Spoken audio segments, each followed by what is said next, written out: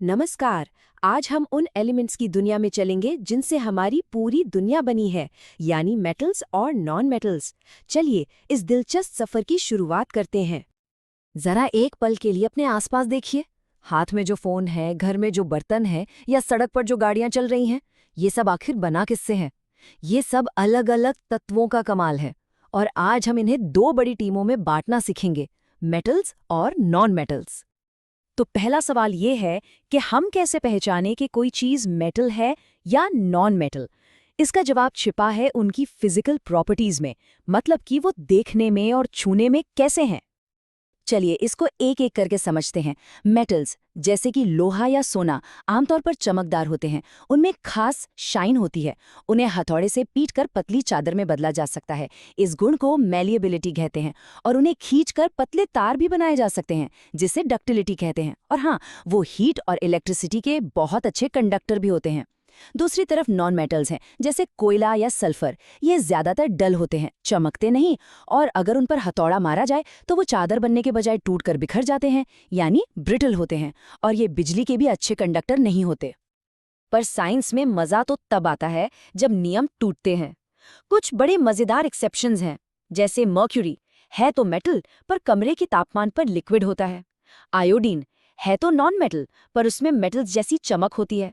और ग्रेफाइट जो हमारी पेंसिल में होता है, वो कार्बन यानी एक नॉन मेटल होकर भी इलेक्ट्रिसिटी कंडक्ट कर सकता है। और तो और सोडियम और पोटेशियम जैसे मेटल्स इतने नरम होते हैं कि उन्हें पनीर की तरह चाकू से काटा जा सकता है। ये अपवाद ही तो हैं जो हमें इन नियमों को और गहराई से समझने में मदद करते हैं। देखिए, किसी एलिमेंट को सिर्फ उसके लुक से जज करना ठीक नहीं है।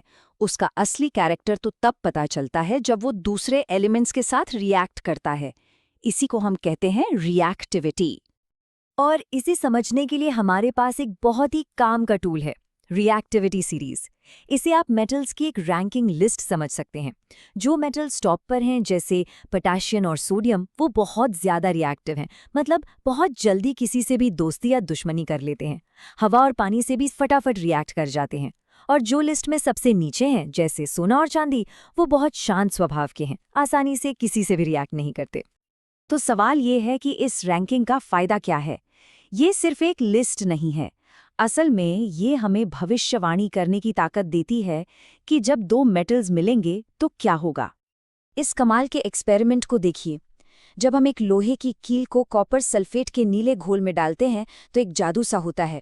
क्योंकि लोहा हमारी रिएक्टिविटी लिस्ट में कॉपर से ऊपर है, यानी ज्यादा ताकतवर है, वो कॉपर को उसकी जगह से धक्का देकर हटा देता है और खुद उसकी जगह ले लेता है।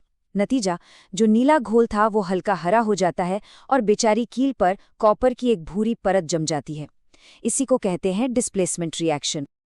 अच्छा, ये तो हो गई केमिस्ट्री की बातें, पर ये मेटल्स हम तक पहुंचते कैसे हैं? इनका सफर शुरू होता है जमीन की गहराइयों से। ज्यादातर मेटल्स हमें सीधे सीधे प्योर फॉर्म में नहीं मिलते। वो चट्टानों के अंदर दूसरे एलिमेंट्स के साथ मिक्स होते हैं। इन्हीं खास चट्टानों को ओर या अयस्क कहा जाता है, यानी ओर ही वो खजाना है जिससे हम मेटल निकालते हैं।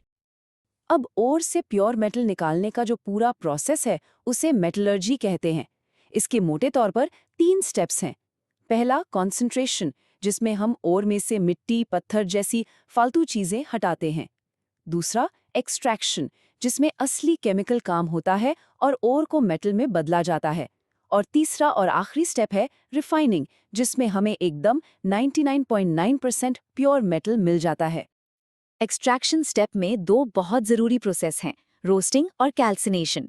आसान भाषा में समझें तो दोनों में ओर को गर्म किया जाता है, पर फर्क है हवा का। रोस्टिंग में सल्फाइड ओर को खूब सारी हवा की मौजूदगी में गर्म करते हैं, वहीं कैल्सिनेशन में कार्बोनेट ओर को लिमिटेड हवा में या बिना हवा के गर्म करते हैं। लेकिन दोनों का मकसद एक ही है, ओर को मेटल ऑक्साइड में बदलना। एक बार मेटल ऑक्साइड बन गया तो समझिए आधा काम हो गया। अब आता है फाइनल स्टेप, जिसे रिडक्शन कहते हैं। इसमें हम मेटल ऑक्साइड में से ऑक्सीजन को बाहर निकालते हैं। ये काम करने के लिए हम अक्सर कार्बन का इस्तेमाल करते हैं, जो ऑक्साइड से ऑक्सीजन को चुरा लेता है और हमें हमारा प्योर मेटल मिल जाता है। चलिए, बहुत मेहनत के बाद हमने प्योर मेटल निकाल लिया। पर कहानी यहीं खत्म नहीं होती। अब चुनौती है इसे बचाने की, और शायद इसे और भी बेहतर बनाने की। देखिए, मेटल्स का एक सबसे बड़ा दुश्मन है हमारा पर्यावरण। खासकर लोहा जैसी धातुएं जब हवा और नमी के संपर्क में आती हैं तो उनमें जंग लगना शुरू हो जाता है। इसी को हम करोजन कहते हैं, जो धीरे धीरे मेटल को खत्म कर देता है। पर अच्छी खबर ये है कि हमारे पास इस दुश्मन से लड़ने के कई तरीके हैं।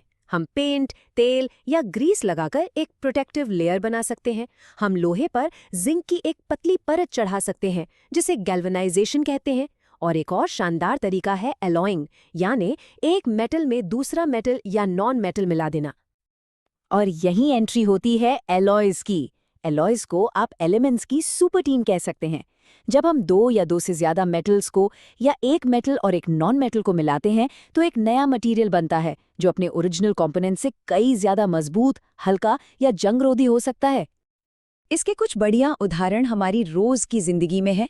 स्टेनलेस स्टील, जिसमें लोहे के साथ निकल और क्रोमियम मिलाया जाता है, हमारे किचन के बर्तनों में इस्तेमाल होता है क्योंकि इसमें जंग नहीं लगता।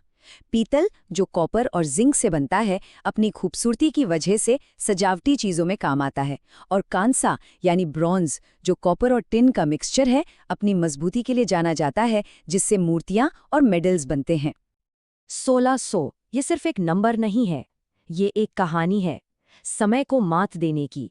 एक ऐसे अजूबे की कहानी जो आज भी विज्ञान के लिए एक पहेली है। ये उम्र है दिल्ली के मशहूर लौह स्तंभ की। जी हाँ, 1600 साल से भी ज्यादा वक्त से ये खंबा खुले आसमान के नीचे खड़ा है, हर मौसम की मार झेल रहा है, लेकिन आज तक इसमें ना के बराबर जंग लगा है। ये प्राचीन भारत की मेटलर्जी का एक जीता जागता सबूत है, एक ऐसा चमत्कार जिसने दुनिया भर के वैज्ञानिकों को हैरान कर रखा है। और ये हमें एक बहुत गहरे सवाल पर लाकर छोड़ देता है। अगर 1600 साल पहले के लोग ऐसा कुछ बना सकते थे, तो हमारे पूर्वजों के ज्ञान के खजाने में आज की मुश्किलों को हल करने के लिए और कौन-कौन से राज छिपे हो सकते हैं? ये सोचने वाली बात है।